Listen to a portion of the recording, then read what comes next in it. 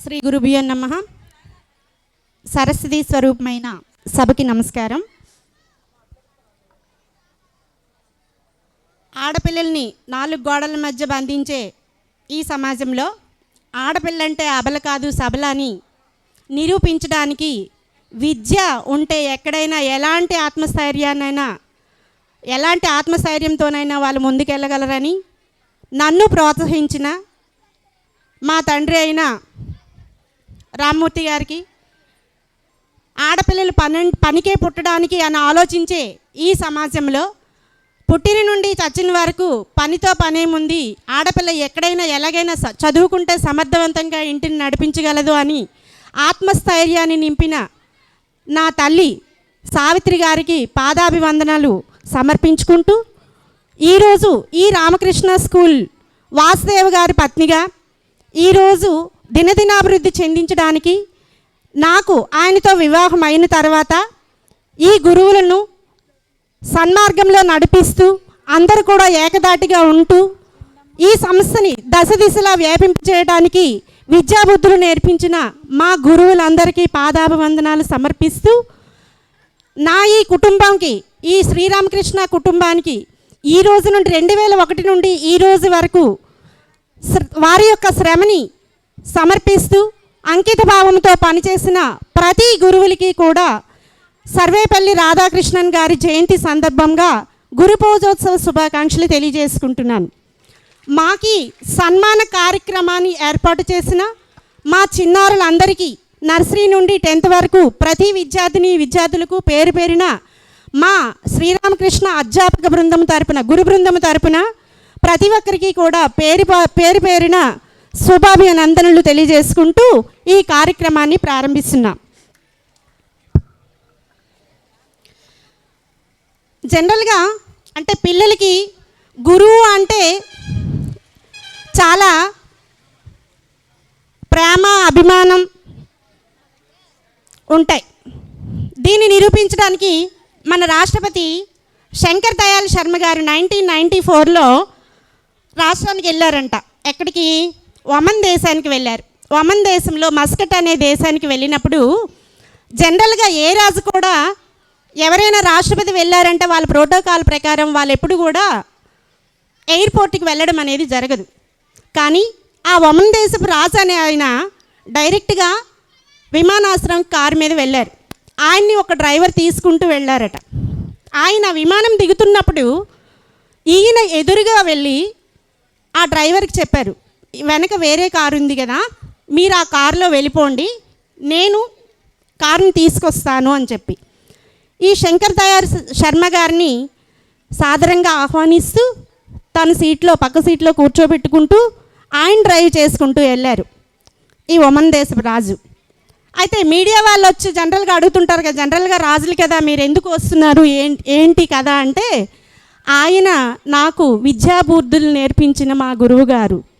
అంటే నేను ఏ దేశానికి రాజునైనా, ఢిల్లీకి రాజైనా తల్లికి కొడుకునే, గురువుకి విద్యార్థినే అని తన యొక్క గురుభక్తిని సాటుకున్న ఒమన్ దేశపు రాజు ఈరోజు మనకి ఒక ఆదర్శప్రాయమైన ఒక శిష్యుడు.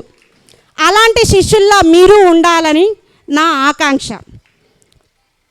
ఉంటారనే కోరుకుంటున్నాను. ఉంటారు, ఎందుకంటే శ్రీరామకృష్ణ స్కూల్లో ఏ స్కూల్లో జరిగిన గురు పూజోత్సవ వేడుకలు అనేవి ఇంత ఘనంగా మనకి ఇక్కడ జరుగుతున్నాయి అంటే మా విద్యార్థులకు గురువుల పట్ల ఉండే అంకిత భావం, అంటే వాళ్ళ యొక్క దాన్ని ఏమంటారు, ప్రేమ, అభిమానం ఎంత ఉంది అనేది మేము ఈరోజు చూసాం. ప్రతి ఒక్కరిని సన్మానించుకుంటూ అందరినీ పిలిచి చిన్నపిల్లలైనా ఈ కార్యక్రమాన్ని ఇంత దిగ్విజయంగా చేశారంటే మీరందరూ కూడా దానిలో నైపుణ్యత కలిగిన వారే.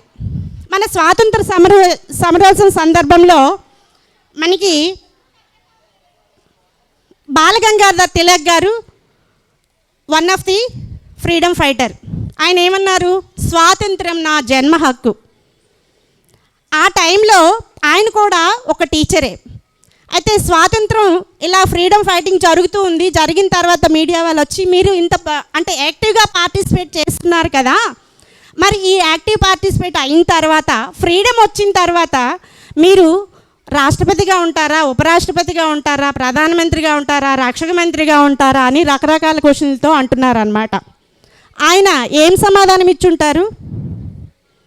ఒక రాష్ట్రపతిని, ఒక డాక్టర్ని, ఒక లాయర్ని, ఒక సంఘాన్ని నిర్మించే సంఘ సంస్కర్తల్ని తయారు చేసే శిష్యులను రెడీ చేసే ఒక ఉపాధ్యాయుడిగా ఉండడమే నాకు దైవం సంకల్పించిన సంకల్పము అని ఆయన ఆ రోజు తేల్చి చెప్పారు. సో గురుభక్తికి ఇలా ఎగ్జాంపుల్స్ ఇచ్చుకుంటూ పోతూ ఉంటే చాలా ఎగ్జాంపుల్స్ ఉంటాయి.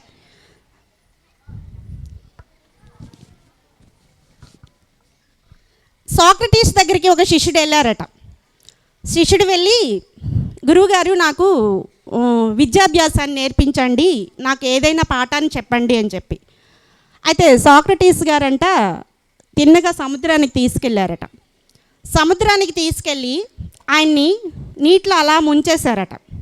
ఎంతగా ముంచారంటే ఇంకా బ్రీతింగ్ తీసుకోలేడేమో అన్నంతగా ముంచారట.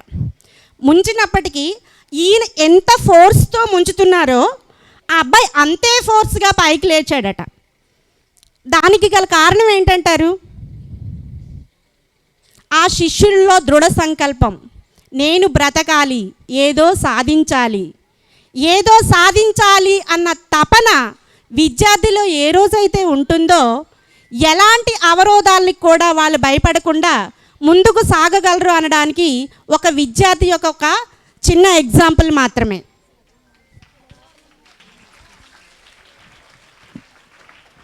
అయితే స్టూడెంట్స్కి కావాల్సిన లక్షణాలు ఏంటి? స్టూడెంట్స్కి ఏ లక్షణాలు ఉండాలంటారు? ఇప్పుడు మనకి జనగణమన రచించారు కదా, ఎవరు రచించారు? గీతాంజలి ఎవరు రచించారు? దానికి ముందు మాట అని ఒకటి ఉంటుంది కదా, దాన్ని ఎవరు రచించారు? తెలీదు. అంటే విద్యార్థికి ఉండవలసిన మొదటి లక్షణం, మనం ఏమి నేర్చుకుంటున్నాం, నేర్చుకునే దానిపైన స్పష్టత ఉండాలి. కంటెంట్ ఏదైతే ఉంటుందో కంటెంట్తో పాటు, ఇప్పుడు సపోజ్ మీకు ఏదైనా టెక్స్ట్ బుక్ ఉండొచ్చు, Telugu, Hindi, English, maths, science, social, biology, ఏ సబ్జెక్టు ఉన్నప్పటికీ దానికి ఫ్రంట్ పేజ్లో ముందు మాట ఇండెక్స్ ఉంటుంది. మీరు ఇంగ్లీష్ మీడియం కదా, ఇండెక్స్ ఉంటుంది. ఆ ఇండెక్స్ కనుక ప్రతి విద్యార్థి చూడగలిగితే ఏ బుక్ చదివినా కంటెంట్ అనేది ఫస్ట్ ఏముంది అని చూస్తే మీరు మినిమం 10% ఆఫ్ సిలబస్ని మీ బ్రెయిన్లో ఉంచుకున్నట్టే. అంతేకాకుండా మీరు ఏ లక్ష్యంతో అయితే బయటికి అంటే స్కూల్లో అడుగు పెడతారో, అంటే అమ్మా నాన్న జాయిన్ చేశారనో అంతేనా స్కూల్కి వస్తుంది? ఏ లక్ష్యంతో వస్తున్నారు? చదువుకోవాలి. ఆ చదువు అనేది ఎలా చదువుకోవాలని వస్తున్నారు? బాగా చదువుకోవాలని వస్తున్నారు. ఎంత బాగా చదువుకోవాలని వస్తున్నారు? ఏ సబ్జెక్టు చదువుకోవాలని వస్తున్నారు? అన్ని సబ్జెక్టులు, 10th వరకు అన్ని సబ్జెక్టులు చాలా ఇంపార్టెంటే. ఇంటర్కి వెళ్ళాక ఒక్కొక్కరు ఒక్కొక్క గ్రూప్ కింద విడిపోతారు. ఏదైతే మీరు లక్ష్యంతో వస్తున్నారో ఆ లక్ష్యం నెరవేరే వరకు ఏకాగ్రత అనేది అవసరం. టీచర్ ఏం చెప్తున్నారు, ఏం చెప్పే దానిలో మనం ఎంతవరకు నేర్చుకున్నాం, కంటెంట్ ఎంతవరకు నేర్చుకుంటున్నాం, ఇంకా ఎలా ప్రయత్నిస్తే మన లక్ష్యాన్ని మనం చేరుకుంటాము అనేది మీరు చూసుకోవాలి. నెక్స్ట్ అంతేకాకుండా కాన్సన్ట్రేషన్ అనేది ఉండాలి. టీచర్ చెప్తున్నాను సార్, ఈరోజు అమ్మ బిర్యానీ వండిందా, చికెన్ వండిందా, లేకపోతే ఇంట్లో ఏదైనా వంటకాలు చేస్తుందా, లేకపోతే ఈ టైంలో ఇంట్లో ఉంటే బాగుండేది, చక్కగా ఏ వాట్సాపో ఇన్స్టాగ్రామో చూసుకొని ఫ్రెండ్స్కి మెసేజ్ చేసుకోవచ్చు అన్న ఆలోచనలు అనేవి బయటికి తీసేయాలి. మనం ఎప్పుడైతే స్కూల్లోకి వస్తామో టీచర్ ఏదైతే చెప్తున్నారో దానిపైన ఏకాగ్రత అనేది మన ప్రతి ఒక్కరికి అవసరం. అంతేకాకుండా జ్ఞానం సంపాదించాలి. టీచర్ చెప్పేదానికన్నా కూడా మీరు ఇంకా అలర్ట్గా ఉండి నెక్స్ట్ డే మీ క్లాస్కి టీచర్ రావాలి అంటే ఈరోజు నా పిల్లలు మా చిచ్చర పిడుగులు ఏ క్వశ్చన్స్ అడుగుతారా అని భయపడినట్టు ఉండాలి. అంటే అప్పుడు మీకు ఎంత జ్ఞానం ఉండాలి, ఎన్ని రకాల బుక్స్ని మీరు రిఫర్ చేస్తూ ఉండాలి.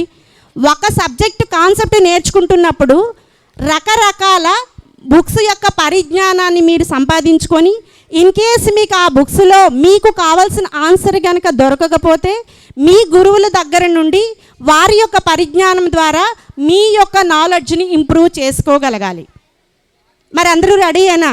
డాక్టర్ అబ్దుల్ కలాం గారు చెప్తారు, స్టూడెంట్ అనే వారికి 4 లక్షణాలు ఉండాలట.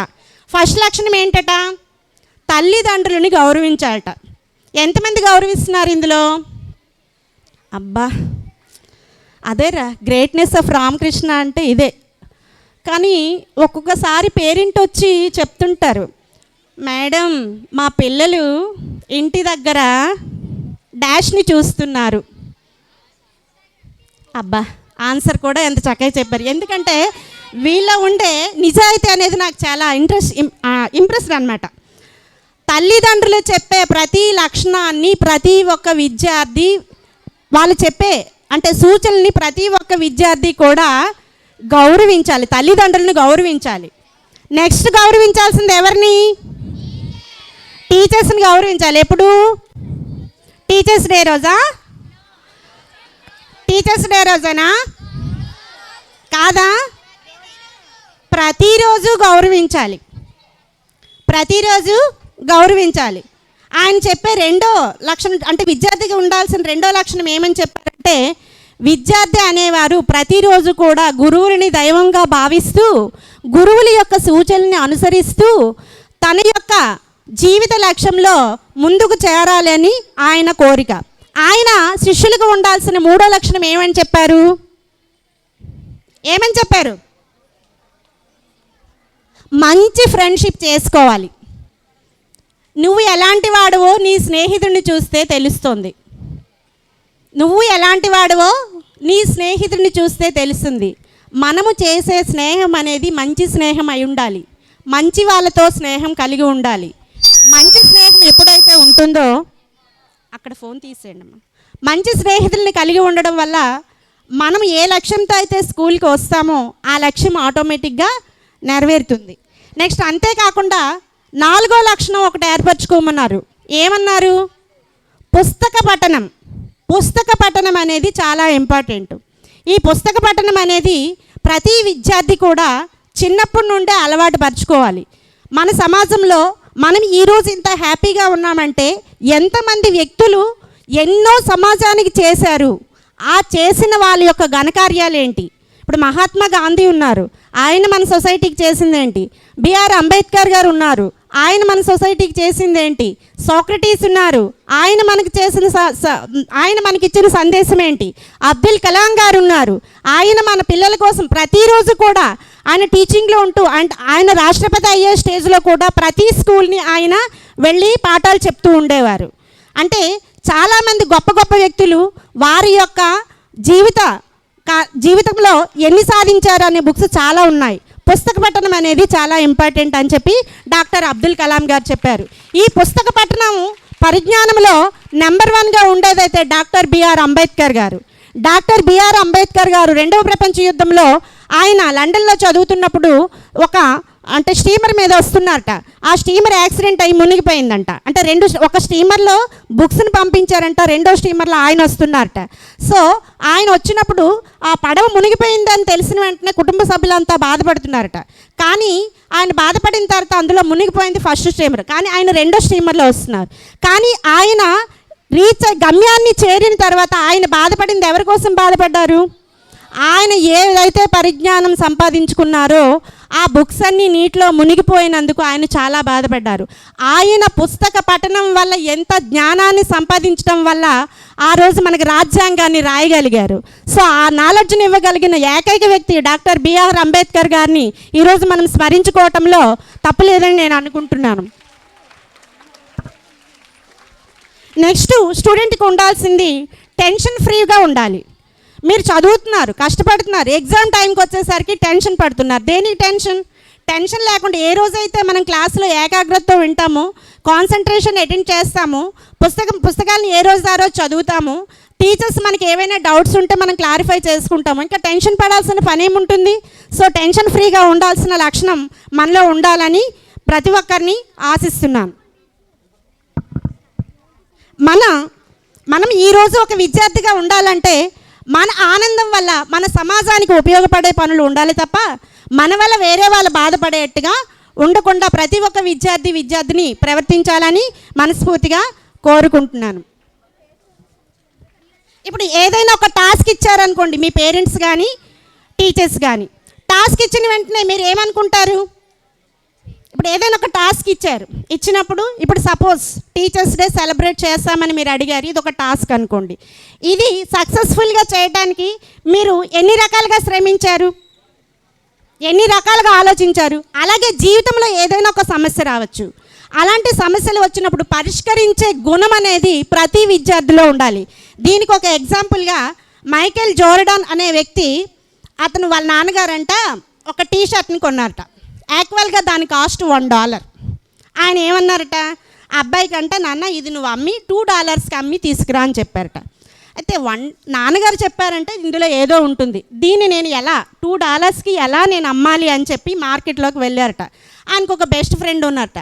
ఆ ఫ్రెండ్ని తీసుకొని వెళ్ళి అడిగారట. అయితే తను బాగా పాడతాడట. ఇప్పుడు మామూలుగా ఎవరైనా పాడితే ఏం పాడుతున్నారు వింటాం కదా, ఆ వినటానికి ఒక 10 మంది వచ్చి గుమిగూడారు. గుమిగూడిన తర్వాత అబ్బాయి పాట పాడుతూ అది చేస్తే అక్కడ టీ షర్ట్ పెట్టారు, దీని కాస్ట్ ఎంత అంటే $2 అన్నారు. $2 ఇచ్చిన తర్వాత వాళ్ళ నాన్నగారికి ఆ $2 పట్టుకొని వెళ్ళారట. వాళ్ళ నాన్నగారు అక్కడతో ఆగల, ఇంకో టీ షర్ట్ ఇచ్చారు. ఇంకో టీ షర్ట్ ఇచ్చి దీన్ని $200కి అమ్మండి అని చెప్పారట. నాన్న $2 ఫస్ట్ అమ్మన్నారు, దాన్ని అయితే పాటతో ఇది చేశాను, దీనికి ఏం చేయాలి అన్న ఆలోచన వచ్చింది. మనకి జనరల్గా ఇప్పుడు చిన్నపిల్లలు ఎక్కువగా ఏం చూస్తుంటారు, కార్టూన్స్ చూస్తుంటారు. ఆ కార్టూన్లో ఒక కాన్సెప్ట్ని తీసుకొచ్చి ఈ టీషర్ట్లోకి రంగులన్నీ వేసి ఆ టీషర్ట్ని మార్కెట్లో పెట్టారట. పెట్టినప్పుడు దానికి మొత్తం జనాలు వచ్చిన తర్వాత వాళ్ళు అడిగారు టీషర్ట్ కాస్ట్ ఎంత అంటే $200 అంటే 200. ఆ $200ని వాళ్ళ నాన్నగారికి ఇచ్చారట. అక్కడితో అతను ఆగకుండా ఇంకో టీషర్ట్ని ఇచ్చి $500కి అమ్మని చెప్పారట. $200కి అయితే ఈ థాట్ అయింది, నెక్స్ట్ నేను ఏం చేయాలి అని చెప్పి చేశారట. లండన్లో మైకేల్ జాక్సన్ ఒక హోటల్లో దిగారట. ఆ హోటల్ దగ్గరికి ఈ అబ్బాయి పరుగున వెళ్ళి అక్కడంట హోటల్ గేట్ ముందు నిల్చున్నాడట. నిల్చున్న తర్వాత అతను వచ్చి, బాబు ఏం కావాలి, ఇక్కడ ఎందుకున్నావంట, సార్ మీ ఆటోగ్రాఫ్ కావాలి అనుకొని అడిగారట. ఆ టీషర్ట్ పైన ఆటోగ్రాఫ్ పెట్టిన తర్వాత ఆ ఆటోగ్రాఫ్ పెట్టిన దీన్ని పరిగెత్తుకుంటూ మార్కెట్లోకి పట్టుకెళ్ళి స్వయంగా మైకేల్ జాక్సన్ గారే ఆటోగ్రాఫ్ పెట్టిన టీషర్ట్ నా దగ్గర ఉంది, దీన్ని ఎవరు కొనుక్కుంటారు అని అడిగారట. అడిగితే ఒక ఆయన దీని ఖరీదు ఎంత అని అడిగారట. $500 అని చెప్పి $500 అని చెప్పిన వెంటనే అతను కొనుక్కున్నారంట. అది పట్టుకొని వెళ్ళారంట. ఒక ప్రయత్నం కాదు, ఇక్కడ 3 ప్రయత్నాల్లో 3 రకాలుగా అన్వేషించాడు అబ్బాయి. అంటే ఏదైనా ఒక సందర్భం వచ్చినప్పుడు మీలో ఉండే సమయస్ఫూర్తి, ఆ కాన్సెప్ట్ని ఆ టాస్క్ని కంప్లీట్ చేయడానికి నీకు ఇన్ని రకాల ఆలోచనలు ఉన్నాయి నీ చిన్ని బ్రెయిన్లో. నీవు ఈరోజు ఒకరి ఆటోగ్రాఫ్ కోసం నువ్వు గేటు ముందు నిల్చున్నావు. నువ్వు ప్రతిరోజు సాధన చేస్తూ ప్రపంచంలో నెంబర్ 1గా ఉండాలి, ఇదే నా లక్ష్యం నాన్న అంటే, నాన్నగారు చెప్పిన 3 లక్ష్యాలని నేను నెరవేర్చాను, 4వ లక్ష్యమైన దీన్ని ఎందుకు నెరవేర్చకూడదని నెంబర్ 1 ఫుట్బాల్ ప్లేయర్గా ఆయన నిల్చున్నాడు. అంటే ఆ విద్యార్థిలో ఉండే తపన అనేది ఎంతగా ఉందనేది, అలాంటి తపన మీ అందరిలో ఉండాలని మనస్ఫూర్తిగా కోరుకుంటున్నాను. నెక్స్ట్, ప్రతి విద్యార్థికి కూడా 5 అంటే ఒకటి కమిట్మెంట్ ఒకటి ఉండాలి, కాన్సన్ట్రేషన్ ఉండాలి, మహోన్నతమైన వ్యక్తిత్వం కలిగి ఉండాలి, కన్ఫ్యూజన్ అనేది ఉండకూడదు, అన్నిటికన్నా ఇంపార్టెంట్ అయింది క్యారెక్టర్ అనేది మంచి సౌశల్యం కలిగిన క్యారెక్టర్తో మీ అందరు కూడా వర్ధిల్లాలని మనస్ఫూర్తిగా కోరుకుంటున్నాను. అయితే మీకు ఈ లక్షణాలని తీర్చిదిద్దడానికి ఒక మనిషి కావాలి, ఒక జీవి కావాలి. ఆ జీవి పేరే గురువు అంటే ఎలా ఉండాలి, గురువు అంటే ఎవరు? గురువు అంటే అజ్ఞాన అంధకారాన్ని తొలగిస్తూ విజ్ఞానాన్ని టీచర్స్లో నెలకొల్పిన మహోన్నతమైన వ్యక్తే గురువు. ఈరోజు మనం డాక్టర్ సర్వేపల్లి రాధాకృష్ణన్ గారిని టీచర్స్ డేగా ఎందుకు సెలబ్రేట్ చేసుకుంటున్నామంటే, ఆయన వ్యక్తిత్వం అనేది అంత మహోన్నతంగా ఉంది కాబట్టి ఈరోజు మనం ఆయన్ని తలుచుకుంటూ ప్రతి టీచర్ని గౌరవించుకుంటూ టీచర్స్ డేని సెలబ్రేట్ చేసుకుంటున్నాం. ఇక్కడ అధ్యాపకుడు, టీచర్ ఇద్దరు ఉంటారు. అధ్యాపకుడు అంటే ఎవరు, టీచర్ అంటే ఎవరు? అధ్యాపకుడు అంటే ఎవరు, టీచర్ అంటే ఎవరు? అధ్యాపకుడికి టీచర్కి మధ్య డిఫరెన్స్ ఏంటి? అధ్యాపకుడు ఎవరైతే పుస్తకంలో ఉండే కంటెంట్ని యాజ్ యూజువల్గా కంటెంట్గా ఇస్తారో వారు అధ్యాపకులు. గురువులు కంటెంట్తో పాటు విద్యార్థి యొక్క సర్వతోముఖాభివృద్ధికి కావలసిన జ్ఞానాన్ని కూడా అందించగలిగే వారే గురువు. సో ఇక్కడ ఉండే గురువులందరికీ ఎవరైనా అధ్యాపక స్థానంలో ఉంటే గురు స్థానానికి చేరాలని, మా చిన్నారులకి మీ యొక్క జ్ఞానాన్ని అందింపజేసి వాళ్ళ సర్వతోముఖాభివృద్ధికి నెరవేర్చాలని ప్రతి ఒక్క గురువుల్ని కూడా వేడుకుంటున్నాను. అయితే ఉత్తమ గురువు యొక్క లక్షణాలు ఏంటి? ఫస్ట్, మనల్ని ఇప్పుడు సపోజ్ ఇక్కడ పిల్లలు ఉన్నారు, పిల్లల్ని నాన్న మీ గురువు గారు ఎవరు అంటే మన పేరే చెప్పగలిగే ఉండాలి. మనందరిలో అంటే నర్సరీ నుండి 10th వరకు ఎవరమైతే టీచ్ చేస్తున్నామో, ఏ క్లాస్కి అయితే ఏ టీచర్ వెళ్తున్నారో ఆ టీచర్ పేరు చెప్పగలిగినట్టు ఉండాలి. సో దానికి మీరు కృషి చేస్తారని మనస్ఫూర్తిగా కోరుకుంటున్నాను. టీచర్స్కి గురువులకు ఉండాల్సిన క్వాలిటీస్: మంచి సంబోధన. మనము స్కూల్లోకి వెళ్ళిన తర్వాత, ఒక సంస్థలోకి వెళ్ళిన తర్వాత విద్యార్థులు వస్తారు, పేరెంట్స్ వస్తారు, మన ఫ్రెండ్స్ ఉంటారు, మన కొలీగ్స్ ఉంటారు. ప్రతి ఒక్కరితో కూడా మనం సంబోధించే విధానం అనేది కరెక్ట్గా ఉండాలి. సో ప్రతి గురువు కలిగి ఉండాల్సిన మొదటి లక్షణం మంచి సంబోధన. నెక్స్ట్, ఆశావాదం, పాజిటివ్ యాటిట్యూడ్ అనేది ఉండాలి. పాజిటివ్ యాటిట్యూడ్, ఇప్పుడు ఏదైనా ఒక టాస్క్ మేనేజ్మెంట్ వారు ఇస్తే ఈ లక్ష్యాన్ని మనం నెరవేర్చడానికి మనందరము సమిష్టిగా కృషి చేసి ఈ సంస్థ ఈరోజు గాజువాకలో నెంబర్ 1గా ఉంది, రేపు వైజాగ్లో నెంబర్ 1గా ఎలా తీర్చిదిద్దాలి అన్నదానికి మీరందరూ కూడా పాజిటివ్ యాటిట్యూడ్తో కృషి చేస్తారని మనస్ఫూర్తిగా కోరుకుంటున్నాను. టీచర్కి ఉండాల్సిన మూడవ లక్షణం ఆకర్షణీయమైన రూపం. అంటే మన ప్రవర్తన, మనం చేస్తున్న యాక్టివిటీస్ మన పిల్లలు మనల్ని అబ్జర్వ్ చేస్తూ ఉంటారు. మనం చేసింది మంచా చెడు అనేది ప్రతి ఒక్కరు కూడా వాళ్ళు మనల్ని ఫాలో అవుతుంటారు. ఈవెన్ మనం టెక్స్ట్ బుక్లో తప్పు చెప్పినా కూడా ఇంట్లో ఒక ఎడ్యుకేటెడ్ పేరెంట్ ఉన్నప్పుడు ఆ ఎడ్యుకేటెడ్ పేరెంట్ కరెక్ట్ చేసినప్పుడు, నాన్న నువ్వు ఇది తప్పు రాసావు, టీచర్ ఏమైనా బై మిస్టేక్ ఏమైనా చేశారేమో, లేకపోతే నువ్వు బ్లాక్ బోర్డు మీద రాసినప్పుడు ఏమైనా తప్పు రాసుకున్నావేమో అని అడిగినప్పుడు వాడు బ్లంట్గా కూడా చెప్తాడు, మా టీచర్ తప్పు చెప్పరు, మా టీచర్ ఏది చెప్పిందో అదే కరెక్టు, మీరు చెప్పిందే తప్పు. అంటే వాళ్ళు మనల్నే ఫాలో అవుతారు. సో వాళ్ళని చెడు మార్గంలో పెట్టకుండా మంచి మార్గంలో మనం ఏదైతే టీచ్ చేస్తున్నామో ఆ టీచ్ చేసేది మంచి మార్గంలో 1-2 సార్లు చెక్ చేసుకొని వాళ్ళకి విద్యాబోధన నేర్పించాలనేది నా ఆకాంక్ష. నెక్స్ట్, టీచర్కి ఉండాల్సిన 4వది అల్ప భాష. అంటే మనం క్లాస్లో ఏదైతే పాఠం చెప్తామో ఆ పాఠం చెప్పడానికి కావలసిన జ్ఞానమంతా కూడా మనం ఎంతైనా అందించవచ్చు పిల్లలకి. కానీ క్లాస్ బయటికి వచ్చిన తర్వాత ఎప్పుడు కూడా ఒక మంచి టీచర్ ఎప్పుడు కూడా తక్కువగా మాట్లాడతారు. అంటే empty vessels makes more noise అన్నట్టు కంటెంట్ లేని వాళ్ళు మాత్రం లొడా మాట్లాడుతూ పనికిరాని విషయాలని ఎక్కువగా చర్చిస్తూ ఉంటారు. అలాంటి అంశాలు ఏవైనా ఎవరిలోనైనా ఉంటే దయచేసి తొలగించుకొని ప్రతి ఒక్కరు కూడా ఈ లక్షణాన్ని అలవర్చుకుంటారని నా ఆకాంక్ష. గురువు ఉత్సాహంగా ఉండాలి. అంటే ఎలా ఉండాలి అంటే, ఇప్పుడు నేషనల్ ఎడ్యుకేషన్ పాలసీ మనకి గవర్నమెంట్ ఇంట్రడ్యూస్ చేసింది. అంటే ఎంత ఉత్సాహంగా ఉండాలంటే, అసలు నేషనల్ ఎడ్యుకేషన్ పాలసీ అంటే ఏంటి, దానిలో పిల్లలకి ఎలా టీచ్ చేయాలి, మనం కంటెంట్ ఎలా నేర్చుకోవాలి, ఎన్ని ప్రాజెక్ట్స్ చేయాలి, పిల్లలకి ప్రాజెక్ట్స్ ద్వారా అంతా నేర్పించాలి, మనం ప్రాజెక్ట్స్ ద్వారా కాకుండా మనం లెసన్ చెప్తున్నప్పుడు క్వశ్చన్ అండ్ ఆన్సర్స్ ద్వారా వాళ్ళని ఎంతవరకు ఇన్వాల్వ్ చేయగలగాలి. ఈ లక్షణాలన్నీ కూడా నేర్చుకోవాలంటే ముందు టీచర్కి ఉత్సాహం ఉండాలి. సో ప్రతి ఒక్కరు కూడా ఉత్సాహంగా ఉంటారని, కంటెంట్ని కరెక్ట్గా తెలుసుకొని వాళ్ళకి అందిస్తారని నేను మనస్ఫూర్తిగా కోరుకుంటున్నాను. నెక్స్ట్, టార్గెట్ ఇస్తే దానికి ముందుకు తీసుకెళ్ళగలగాలి. ఇప్పుడు ఈ సంవత్సరం మన స్కూల్లో 4 గ్రూప్స్గా డివైడ్ చేసాం. ఆ 4 గ్రూప్స్కి 4 హౌస్ వార్డెన్గా 4 సార్లని కోవార్డెన్స్గా మీకు నచ్చిన సార్స్ని మీరు సెలెక్ట్ చేసుకున్నారు. ఈ ఇంప్లిమెంటేషన్ అనేది అంటే ఏదైనా ఒక టాస్క్ ఇచ్చినప్పుడు ప్రతి ఒక్కరు కూడా అంటే ఏం చేస్తే బాగుంటుంది, మన గ్రూప్లో ఉండే పిల్లలు మిగిలిన గ్రూప్ వాళ్ళకన్నా ఎడ్యుకేషన్ ఆటల్లో కానీ పాటల్లో కానీ చదువుల్లో కానీ సంస్కారంలో కానీ డిసిప్లిన్లో కానీ ఇంటికి వెళ్ళిన తర్వాత కూడా డిసిప్లిన్లో కానీ ఎలా ఉండాలి అన్నది మనము నేర్పించగలగాలి. మనము నేర్పించాలి అంటే ముందు మనకి క్రమశిక్షణ అనేది అవసరం. అంటే బయటకు వెళ్ళిపోయారు, నాకెందుకు, నాకేం సంబంధం అనుకుంటే ఇక గురువుగా మనం ఫెయిల్ అయినట్టే. మనము అంటే వాళ్ళు డబ్బులు కడుతున్నారు మనం వినియోగించుకుంటున్నామని కాదు, మన దగ్గరికి వచ్చాడు అంటే మనల్ని గౌరవించి ఆ విద్యార్థి వచ్చాడు.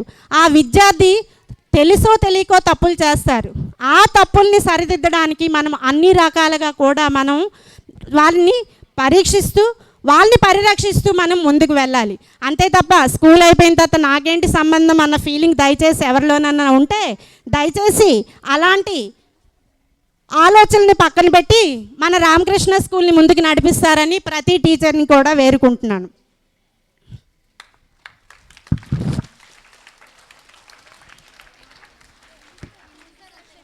నెక్స్ట్ టీచర్కి ఉండాల్సింది మానసిక స్వచ్ఛత. మానసిక స్వచ్ఛత అంటే క్లాస్లో 40 మంది ఉన్నారనుకోండి, మనము ఎవరికి ప్రయారిటీ ఇస్తాం గురువులుగా? టీచర్స్కే క్వశ్చన్. గురువులుగా ఎవరికి ప్రయారిటీ ఇస్తాం? పోనీ తర్వాత చెప్పండి. అంటే మనం క్లాస్కి వెళ్ళిన వెంటనే వీళ్ళు బాగా చదువుతారు, వీళ్ళు బాగా చదవరు అని ఒక ముద్ర వేసి ఉంచేస్తాం. అలాంటి ఆలోచనలు మనలోనే ఉంటే మనం సమాజానికి ఏం నేర్పిస్తున్నాం, మనం సొసైటీకి ఎలాంటి తరాలని బయటికి పంపిస్తున్నాం అన్నది ఒకసారి ఆత్మ పరిశీలన చేసుకోవాలని ప్రతి ఒక్కరిని వినయపూర్వకంగా కోరుకుంటున్నాను. నెక్స్ట్ టీచర్కి ఉండాల్సిన ఇంకో లక్షణం దయతో అంటే ప్రేమతో ఉండాలి. వాడు తప్పు చేశాడని దండించవచ్చు, దండిస్తారో సామవేద దండోపాయం. మీరు ఏ ఉదాహరణలతో వాళ్ళని మార్చినా వారు యొక్క జీవితం ధన్యమే. సో అందుకని ప్రతి ఒక్క టీచర్ కూడా దయతో ఉండాలని, వారిలో పరివర్తన తీసుకురావాలని ప్రతి ఒక్క అధ్యాపక గురు బృందానికి కూడా నా విన్నపాలని విన్నవిస్తున్నాను. నెక్స్ట్ చేతనతత్వం ఉండాలి, యాక్టివ్ పార్టిసిపేషన్ అంటే ఉండాలి. టీచర్స్ డే గేమ్స్ కండక్ట్ చేసినప్పుడు కొంతమంది టీచర్స్ చెట్ల కింద కూర్చున్నారు, బెంచీల కింద కూర్చున్నారు, క్లాస్ రూమ్లోనే ఉండిపోయారు. అంటే మనకి ఇంత చిన్న పిల్లలుగా చేసి వీళ్ళు ఆడిస్తున్నారు అంటే వాళ్ళకి వచ్చే ఆలోచనకి మనం యాక్టివ్గా ఉండకపోతే వాళ్ళు బెంచీలకి కుర్చీలకి ఆడిపించుకోలేరు కదా. సో ఏదైనా ప్రోగ్రామ్ స్కూల్లో అయిందంటే దయతో వాళ్ళని కనికరించి, అంటే సండే కదా ఈరోజు కూడా మేము రావడం ఏంటి, వీళ్ళకి టైం వేస్ట్ చేయడం ఏంటి అన్న ఆలోచనలు కొంతమందికి ఉన్నాయి. దయచేసి అలాంటి ఆలోచనలు పక్కపెట్టి ప్రతి ఒక్కరు కూడా యాక్టివ్ పార్టిసిపేట్ చేయాలని మనస్ఫూర్తిగా కోరుకుంటున్నాను. నెక్స్ట్ నాయకత్వ సామర్థ్యం ఉండాలి ప్రతి టీచర్కి కూడా. ఏదైనా ప్రోగ్రామ్ చేసినప్పుడు ఒక క్లాస్ ఇప్పుడు గ్రూప్స్గా డివైడ్ చేస్తారు, కొన్ని టాస్క్లు ఉంటాయి. అంటే స్పోర్ట్స్ డే అని, మ్యాథ్స్ డే అని, ఇంగ్లీష్ క్లబ్ అని ఇలాంటివి ఉంటాయి. ఇంగ్లీష్ క్లబ్ చేసినప్పుడు ఇంగ్లీష్ టీచర్ది ఒక్కటే ఇది కాదు కదా, అందరి టీచర్స్ కూడా ఒక కోఆర్డినేట్గా ఉండి ప్రతి సబ్జెక్ట్ వైజ్ టీచర్ కూడా నాయకత్వ లక్షణాలను కలిగి ఉండి పిల్లల్లో కూడా వాళ్ళు యాక్టివ్ పార్టిసిపేట్ చేసినట్టు, కార్యక్రమాన్ని దిగ్విజయం చేసినట్టు ప్రతి ఒక్క టీచర్ కూడా కలిగి ఉండాలని నా కోరిక. నెక్స్ట్ మంచి కంఠం ఉండాలి. మనం ఏదైనా చెప్పగలిగినప్పుడు లో వాయిస్ అయినా పనికిరాదు, నాలాగా ఎక్కువ అరిచినా పనికిరాదు. కంఠం అనేది కోకిల్లా ఉండి చక్కగా ఉండాలి. అలా ఉండాలంటే పద్యాలు, సాహిత్యం, సాంగ్స్ చాలా ఉంటాయి మీ దగ్గర. నేను చెప్పడానికి ఏముంది, మీరు గురువులు, మీ దగ్గర అన్నీ ఉంటాయి. సో అలాంటివన్నీ కూడా ఎక్కువ ప్రాక్టీస్ చేస్తే బాగుంటుంది. నెక్స్ట్ విలువలకి కట్టుబడి ఉండాలి. ఎందుకు విలువలు కట్టుబడి ఉండాలంటే మనం చేస్తున్న ప్రతి పని కూడా ప్రతి స్టూడెంట్ కూడా అబ్జర్వ్ చేస్తూ ఉంటారు. సో అబ్జర్వ్ చేసేదానికి దీనికి ఒక బెస్ట్ ఎగ్జాంపుల్ మహాత్మా గాంధీ గారు ఆయన ఒక పుస్తకంలో రాసుకున్నారు.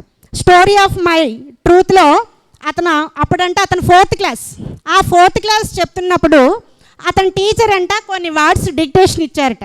ఆ డిక్టేషన్ ఇచ్చినప్పుడు ఆ డిక్టేషన్లో 4 పదాలు కరెక్ట్గా రాశారట.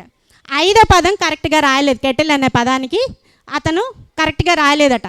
ఆ కెటిల్ స్పెల్లింగ్ KETTLE అనేది ఆ కెటిల్ రాయలేదు కాబట్టి ఎవరైతే ఇన్స్పెక్షన్ అవుతుంది, ఇన్స్పెక్షన్ అయినప్పుడు ఆ టీచరు ఇప్పుడు నేను వచ్చినప్పుడు మీరు టీచర్కి చెప్పినప్పుడు పిల్లలకి చెప్తున్నప్పుడు మీరు ఏమనుకుంటారు, నేనేదో మీకు అంటానన్న కోపంతో ఏదో ఒక వేని మీరు నేర్పిస్తారు. అలాగే గాంధీ గారి టీచర్ కూడా ఏం చేశారంటే ఆ పిల్లడికి కాలుతో తన్ని, ఒరే నువ్వు ఇది తప్పు రాసావు, ఆ పక్కోడిని చూసి రాయు అని చెప్పారట.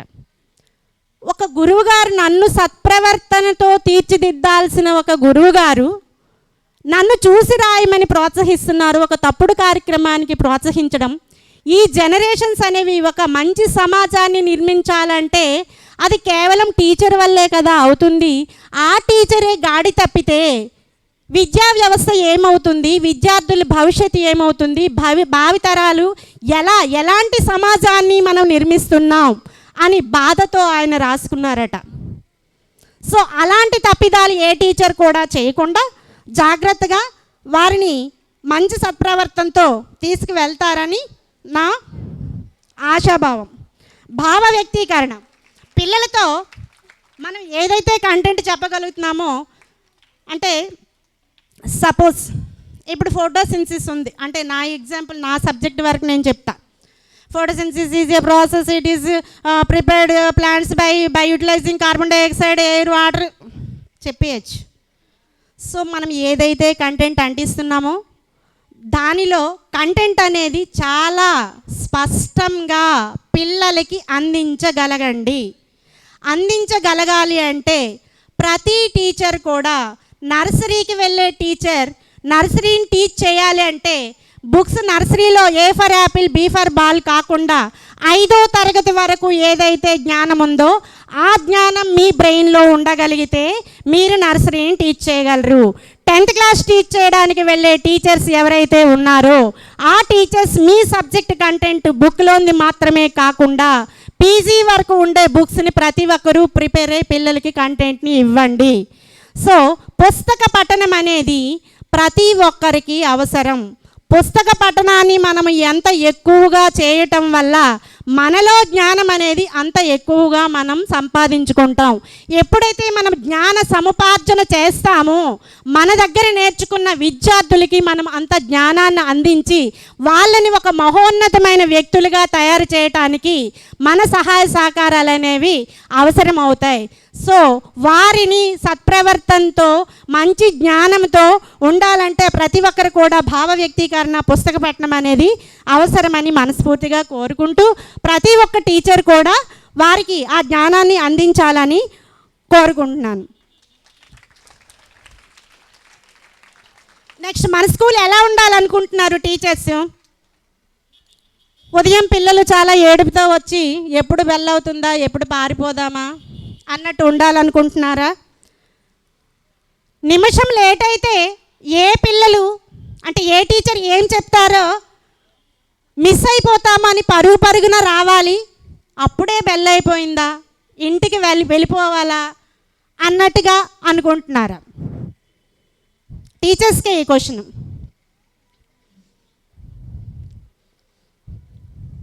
ఒక మంచి స్కూల్ అని ఎప్పుడు పేరు వస్తుంది? ఒక మంచి టీచర్ క్లాస్లో ఉన్నప్పుడు. ఆ మంచి టీచర్ అంటే తను చెప్పే జ్ఞానం కోసం పిల్లాడు పరుగున మన దగ్గరికి రావాలి. పిల్లాడు వెళ్తున్నప్పుడు అప్పుడే 45 నిమిషాలు అయిపోయిందా, అప్పుడే 4:30 అయిపోయిందా, అప్పుడే 6:30 స్టడీ అవర్స్ అయిపోయా అని బాధతో వెళ్ళగలిగినట్టు ప్రతి ఒక్క టీచర్ కూడా వారితో మెలగాలని మనస్ఫూర్తిగా కోరుకుంటున్నాను. అంతేకాకుండా ఇప్పుడు టీచర్ లెసన్ చెప్పినప్పుడు కంటెంట్ని ఎందుకు స్పష్టంగా నేర్చుకోవాలని చెప్తున్నానంటే, సపోజ్ ఒక లెసన్ చెప్తాం. ఇప్పుడు సోషల్ మీడియా అనేది చాలా బాగా డెవలప్ అయింది. ఇప్పుడు ఏం చేస్తారంటే చాలామంది పేపర్లు ఇన్ అడ్వాన్స్గా సోషల్ మీడియాలో పెట్టడం పిల్లలందరికీ తెలుసది. సో దానిలో ఉండే క్వశ్చన్స్, ఇంపార్టెంట్ క్వశ్చన్స్ చూసేసి చదివేయటం. అంటే ఐఎంపీ, వివిఐఎంపీ లాంటి టాపిక్స్ కొన్ని జనరల్గా మనం చూస్తూ ఉన్నాం. సో అలాంటివి ఏ టీచర్ అయినా ఎంకరేజ్ చేస్తున్నారంటే వారిలో ఉండే పఠనాసక్తి తగ్గుతుందని, జ్ఞాన నైపుణ్యం తగ్గుతుందనే నా భావన. అలాంటివి ఎవరైనా గనక కలిగి ఉంటే జ్ఞాన సముపార్జన కోసం మామూలు అంటే ఖాళీ సమయంలో పుస్తక పఠనాన్ని అలవాటు చేసుకోండి. జ్ఞానాన్ని మీరు ఎక్కువగా జ్ఞానాన్వేషణ చేయండి, నేర్చుకోండి, పిల్లలకి చెప్పండి. సో ఈ మన స్కూల్ అనేది చక్కగా ఉంటూ దశ దిశలా మన స్కూల్ యొక్క పేరుని ముందుకి తీసుకువెళ్తారని ప్రతి అధ్యాపక గురు బృందానికి పేరున నేను కోరుకుంటూ, నాకు ఈ శ్రీరామకృష్ణ స్కూల్లో సర్వేపల్లి రాధాకృష్ణన్ గారి జయంతి సందర్భంగా ఈ అవకాశాన్ని మాట్లాడటానికి అవకాశం ఇచ్చిన ప్రతి ఒక్కరికి పేరున ధన్యవాదాలు తెలియజేసుకుంటూ, నేను మాట్లాడే మాటల్లో ఏవైనా మీకు పనికొచ్చే విషయాలు గనక ఉంటే దానిని ఒక ఆత్మీయురాలు నాకు ఈ సందేశం ఇచ్చారని మనస్ఫూర్తిగా స్వీకరించండి.